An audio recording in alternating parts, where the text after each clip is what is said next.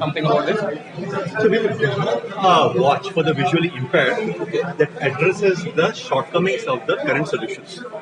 So the current solutions which are there are this tactile, talking, braille, and vibration, and all these have limitations. For example, a tactile, you feel it out here. You take something out here, and you feel the position of the needles, but the problem is that in the process you might move the needles or you break the needles. Another option is the object has been taken out. Okay, yeah, a talking watch. It shows 337, right? You press the button, it talks it out. But the problem is that in a crowd like this, you're not able to hear it. I was not. And also, it becomes language specific. There's also the braille watch, where there is braille cells, but they're very expensive. And then the vibration watch is something similar to this. You tap it here, and it gives a set of vibrations, but that can go up to 23 vibrations, and it becomes very difficult to have a counter. So we looked at the limitations of all these watches, and what we did was we came up with a new platform, which is a fusion of the tactile and the vibration watches, hence we call it TAC Vibes. So here we do not have any needles. But there are these 12 markers, but these are now being made touch sensitive.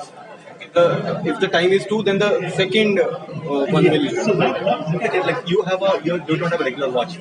Okay, just think of this. This is a typical regular watch, right?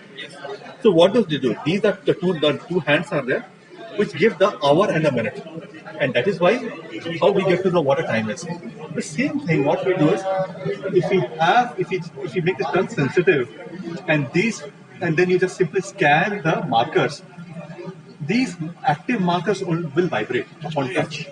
So right now, what's the time right now? It's like 1:15.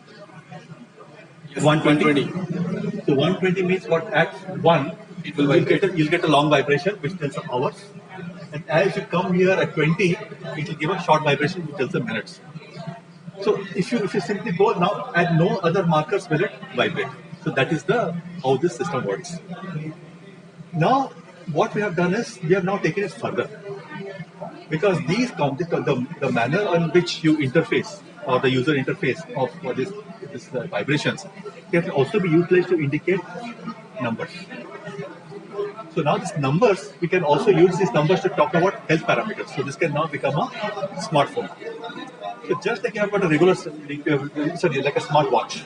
So just like a regular smartwatch, with the help of buttons, you navigate through a menu. This opens up different menus. Suppose you want a heart rate, or SpO2, step count, you can get the information. Let the person know that if you're counting steps, how will you let the person know with just 12 signals that how many steps? So now suppose your heart rate is 72. So you go to that menu, again you scan the markers. So now the long pulse, the long vibration will be for the tenths, and short vibration will be for the units. So if the number is 72, at 2 you will get a short pulse. At 7 you get a long pulse.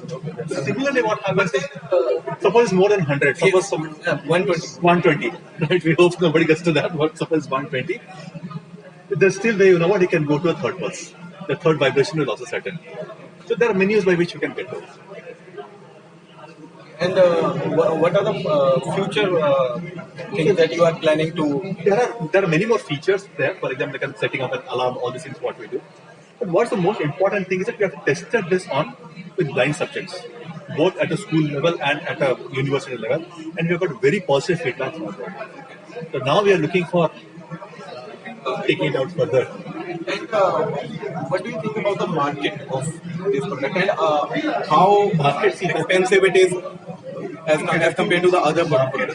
This is not made for a global population. Okay, it's not specific. Yes, obviously, just a talking watch is because a language specific. There are about 300 million visually impaired people across the world.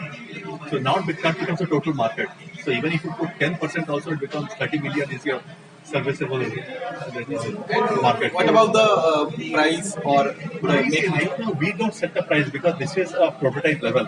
The manufacturer will come with a cost. So we have had a cost. I mean, it costs something between about 2,500 to 3,000 rupees to get all the components. That is not accounting for the intellectual capital which has gone into it, or all the R&D what cost has gone into it. This is what it is. But now it's up to the manufacturer to come up with a setting the price, setting the cost price and the selling price.